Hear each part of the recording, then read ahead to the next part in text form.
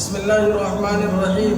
دیکھیے قاری صاحب، بہت سے مسلمان حضرات ایسے ہیں جو وضو تو کرتے ہیں، وضو کر کے نماز تو پڑھتے ہیں، لیکن انہیں یہ پتہ نہیں کہ وضو کے اندر کتنے فرائض ہیں، وضو کے اندر کتنی سنتیں ہیں۔ وضو کرتے ہوئے اگر فرض چھوٹ جائے تو کیا حکم ہے، وضو ہوگا یا وضو نہیں ہوگا۔ اسی طرح وضو کرتے ہوئے فرض تو نہ چھوٹے بلکہ سنت چھوٹ جائے، جب کیا حکم ہے، وضو ہوگا یا وضو نہیں ہوگا۔ تو یہ ساری باتیں آج کی اس ویڈیو کا ٹاپک ہے، تو چلیے چلتے ہیں ٹاپک کی جانب۔ دیکھیے قاری صاحب، وضو کے اندر 4 فرائض ہیں، وضو کے اندر 4 فرائض ہیں۔ 4 فرائض ہونے کا مطلب یہ ہے کہ وضو کے اندر یہ 4 چیزوں کا ہونا ضروری ہے، یعنی اگر آپ یہ 4 چیزیں وضو کے اندر کسی بھی طرح کمپلیٹ کر لیتے ہیں تو آپ کا وضو ہو جائے گا۔ ان کو وضو کے 4 فرائض کہا جاتا ہے۔ اگر آپ وضو کے تعلق سے مسائل سمجھ لیں گے تو انشاءاللہ وضو کے تعلق سے ساری پریشانیاں آپ کی دور ہو جائیں گے۔ دیکھیے قاری صاحب، وضو کے اندر جو سب سے پہلا فرض ہے وہ کیا ہے؟ پیشانی کے بالوں سے لے کر ٹھوڑی کے نیچے تک، ایک کان کے لو سے لے کر دوسرے کان کے لو تک پورے چہرے کو دھونا، یہ وضو کے اندر سب سے پہلا فرض ہے۔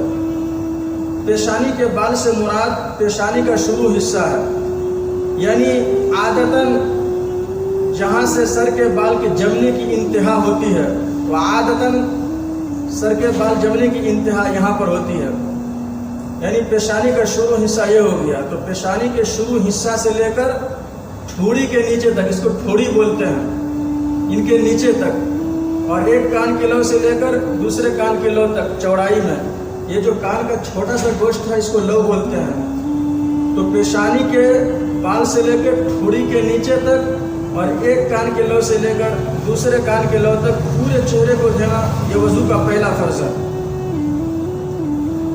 اسی طرح وضو کرتے ہوئے، چہرہ دھوتے ہوئے اگر داڑھی ہلکی ہے، اگر داڑھی ہلکی ہے اور کھال نظر آ جائے تو داڑھی کے جڑ تک پانی پہنچانا ضروری ہے۔ لیکن داڑھی اگر اس قدر گھنی ہے کہ کھال نظر نہ آتی ہو تو اس کو اوپر سے دھونا کیا فرض ہے، اور انگلیوں سے اندر کا خلال کرنا کیا ہے، سنت ہے۔ اور خلال کا طریقہ وہی ہے کہ اس طریقے سے جو ہم پانی لیں گے، اس طریقے سے، اور اس طرح سے جو ہے داڑھی پہ ماریں گے، اس طرح سے کریں گے، تو یہ خلال کا طریقہ ہے۔ تو وضو کے اندر جو سب سے پہلا فرض ہے، پیشانی کے بال سے لے کر ٹھوڑی کے نیچے تک، ایک کان کے لو سے لے کر دوسرے کان کے لو تک پورے چہرے کو دھونا، یہ وضو کا پہلا فرض ہے۔ مثال کے طور پر دیکھ لیجیے، میں نے پانی لیا، یہ پیشانی ہے، پیشانی کے بال سے لے کر ٹھوڑی کے نیچے تک، اس کو ٹھوڑی بولتے ہیں، ٹھوڑی کے نیچے تک، اور ایک کان کے لو سے لے کر دوسرے کان کے لو تک پورے چہرے کو دھونا، پورے چہرے کو دھونا، یہ وضو کا پہلا فرض ہے۔ اسی طرح دیکھیے قاری صاحب، وضو کے اندر جو دوسرا فرض ہے وہ دوسرا فرض یہ ہے کہ دونوں ہاتھ کہنیوں سمیت دھونا، ان کو کہنی بولتے ہیں، یہ وضو کا دوسرا فرض ہے، یعنی دائیں ہاتھ بھی کہنیوں سمیت دھونا اور بائیں ہاتھ بھی کہنیوں سمیت دھونا، یہ وضو کے اندر دوسرا فرض ہے۔ اگر یہ ہاتھ کہنیوں سمیت آپ دھو لیتے ہیں تو دوسرا فرض آپ کا کمپلیٹ ہو گیا۔ وضو کے اندر تیسرا فرض کیا ہے؟ وضو کے اندر تیسرا فرض ہے چوتھائی سر کا مسح کرنا، یعنی سر کو 4 حصہ کیجئے، ایک حصہ پیچھے کی جانب سے، ایک حصہ ادھر سے دائیں جانب سے، کان کے دائیں جانب سے، ایک حصہ کان کے بائیں جانب سے، اور ایک حصہ آگے، سر کے آگے کی جانب سے۔ تو سر کو 4 حصہ کیجئے اور چوتھائی حصہ یعنی اگلے حصہ پہ سر کا مسح کیجئے، چوتھائی۔ تو یہ چوتھائی سر کا مسح کرنا وضو کے اندر کیا ہے؟ یہ فرض ہے۔ تو 3 فرض ہو گئے۔ اور وضو کے اندر جو چوتھا فرض ہے وہ ہے دونوں پاؤں ٹخنوں سمیت دھونا۔